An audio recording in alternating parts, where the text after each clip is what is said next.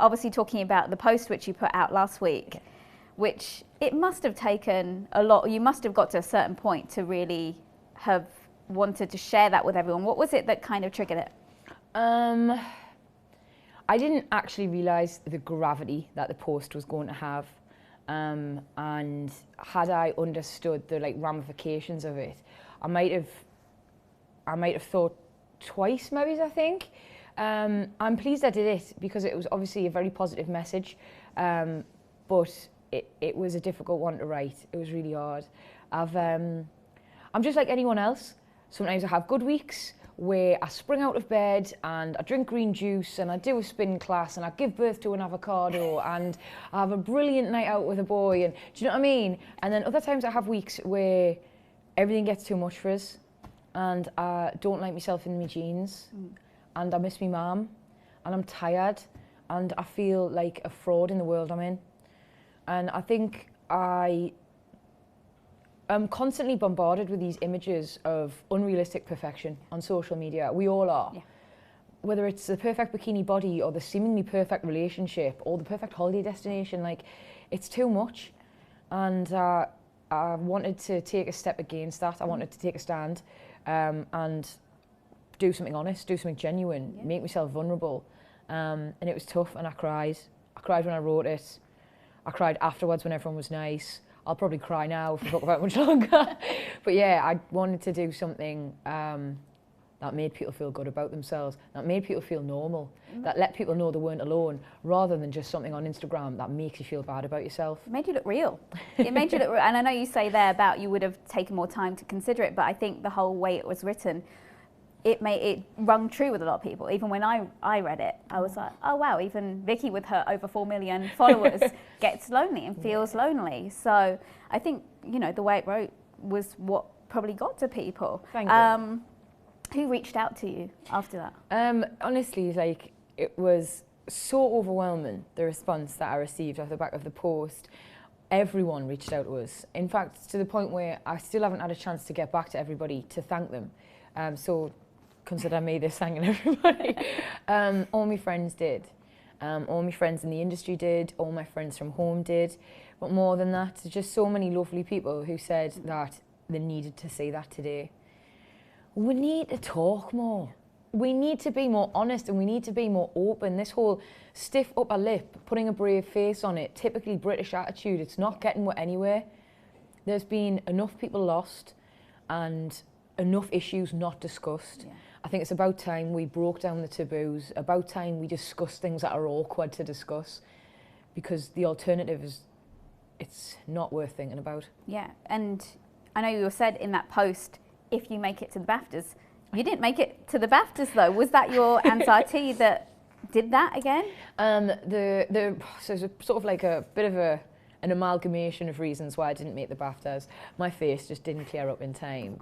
And it's such a big thing. I know you must see people on red carpets, because I used to watch people on red carpets and think, God, look at that glamorous life. I wish that was me. It looks amazing. The reality of it is I'm so ridden with anxiety before a red carpet that I don't enjoy it. I barely breathe. And it's so scary and so intense. And that I don't even enjoy the event because I'm so consumed by the fear. This was going to be my first BAFTAs red carpet, and given that that's how nervous it makes us, you want to be in the best frame of mind, you want to feel great, you want to feel $1 million with the best dress you can, and your face looking great. And unfortunately mine was a real scabby mess. It's only just getting better. So you look great today.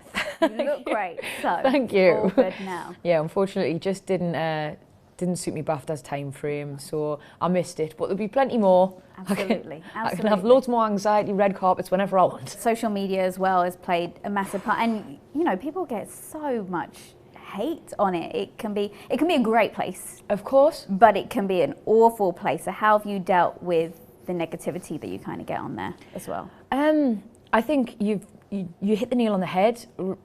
Social media can be such a fantastic platform for loads of stuff, for inspirational quotes, for positivity, for motivation, for health and fitness, for all sorts. But more often than not, it's it's abused.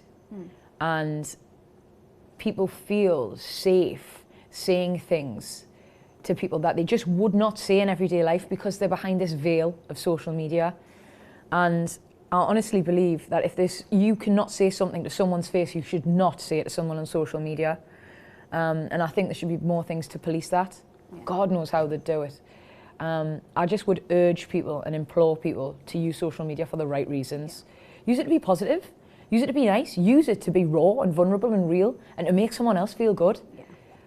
There's so much out there. Sorry, there is. There's so much stuff that's fake and so many things that just make you feel rubbish.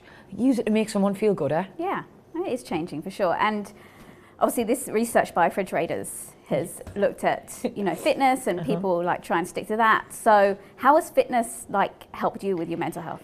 Fitness for me over the years has been it's a saving grace, a saviour. And I, for years, exercised to achieve a specific aesthetic, something that my curves just never actually wanted to be.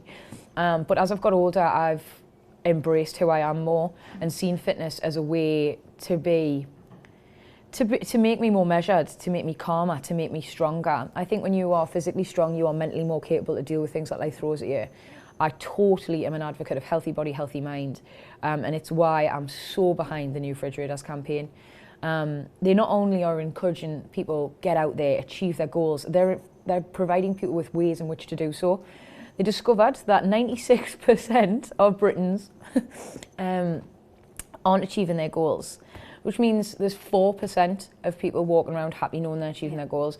If you are to share your goals with someone, if you're to find a buddy, someone who you can count on, who you can confide in, who you can rely on, then you are more likely to achieve them. So they are encouraging people, get out there, be honest, speak, find someone, get out of their comfort zone, be adventurous, try something new and do it with a buddy, because problem shared is a problem halved at the end of the day.